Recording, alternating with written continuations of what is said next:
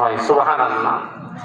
ফেরেশতারা ঘুরতে ঘুরতে এসে দেখলো রিয়াজুল জান্নাহ মাদ্রাসা এতিমখানার পাশেই এখানে কোরআন হাদিসের আলোচনা শুরু হয়েছে। আলহামদুলিল্লাহ। অতঃপর ফেরেশতারা সকল ফেরেশতাকে এভাবে ডাকছে, তোমরা আসো, আমরা যা খুঁজতেছি আমরা তা পেয়ে গেছি। আলহামদুলিল্লাহ।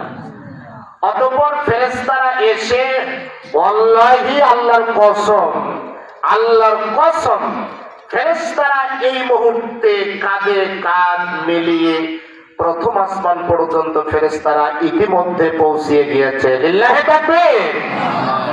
ফেরেশতারা প্রথম আসমান পর্যন্ত চলে গেছে, ঘেরাও করেছে, আমাদেরকে বেষ্টন করে আছে ফেরেশতারা। সুবহানাল্লাহ।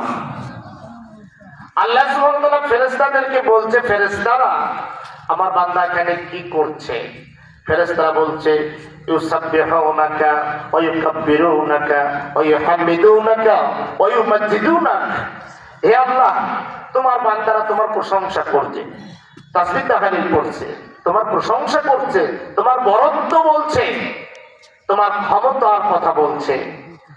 আল্লাহ সুবহানাহু ওয়া তাআলা বলছে, বলেন ওয়া উশহিদুকুম ক্বাদ গাফারতু লাহুম, ফেরেশতারা তোমরা সাক্ষী থাকো, এখানে যারা উপস্থিত হয়েছে আমি ছোট বড় দেখবো না, কম বেশি দেখবো না, গুনাহগার দেখবো না, কেনাকার দেখবো না, রিয়াকার দেখবো না, মুশরিক দেখবো না, বিদআতি দেখবো না, যেখানে এরা যারা এখানে উপস্থিত হয়েছে আমি সকলকে ক্ষমা করে দিলাম।